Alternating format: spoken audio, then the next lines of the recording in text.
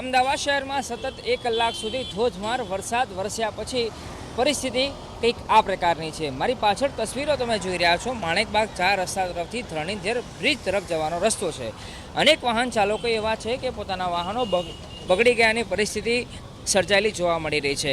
વાહનો ખોટવાઈ ગયા છે, જેના કારણે વાહન ચાલકો મહા મહેનતે પોતાના વાહનોને ફરીથી સ્ટાર્ટ કરવા માટે લાગેલા છે। લગભગ અડધો કલાકથી 40 મિનિટ સુધી આ જે પરિસ્થિતિ હતી, ભારે વરસાદ હતો, એ ભારે વરસાદમાં અનેક વાહન ચાલકો છે એમના વાહનો બંધ પડી ગયા છે અને મહા મુશ્કેલીથી પોતાના વાહનોને ફરીથી શરૂ કરવા માટે વાહન ચાલકો લાગેલા છે। આ વાહન ચાલક છે, એમની સાથે આપણે વાત કરવાનો પ્રયાસ કરીશું। ભાઈ, તમે કેટલા સમયથી ટ્રાય કરી રહ્યા છો?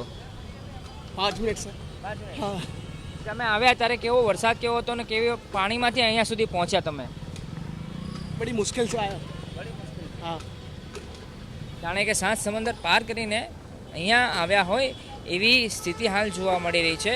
એક તરફ ધોધમાર વરસાદ હતો અને વરસાદ પછી કંઈક આ પ્રકારની તસવીરો હાલ સામે આવી રહી છે અને આ માણેકબાગ 4 રસ્તા છે કે જ્યાં વરસાદની મોસમ પહેલાં અનેક વાર અને મોટી રકમો ખર્ચીને અહીંયા વરસાદી પાણીના નિકાલની વ્યવસ્થા કરવામાં આવી હતી, પરંતુ પરિસ્થિતિ જ્યાં છે ત્યાંની ત્યાં જ જોવા મળી રહી છે। કોઈ સુધારો અહીંયા જોવા નથી મળી રહ્યો। વરસાદી પાણી હાલ જોવા મળી રહ્યું છે અને પુષ્કળ પ્રમાણમાં વરસાદી પાણી ભરાવાના કારણે અહીંયા ટ્રાફિક જામની પણ પરિસ્થિતિ જોવા મળી રહી છે। એટલે કે ભલે કરોડોનો ખર્ચો થયો હોય આ રસ્તાના સમારકામ અથવા તો પાણીના નિકાલ માટેનો, પરંતુ પરિસ્થિતિમાં કોઈ બદલાવ નથી આવ્યો અને લોકોની જે સમસ્યા પહેલાં હતી એની એ સમસ્યા હજુ પણ જોવા મળી રહી છે અને ખૂબ લાંબો ટ્રાફિક જામ અહીંયા જોવા મળી રહ્યો છે।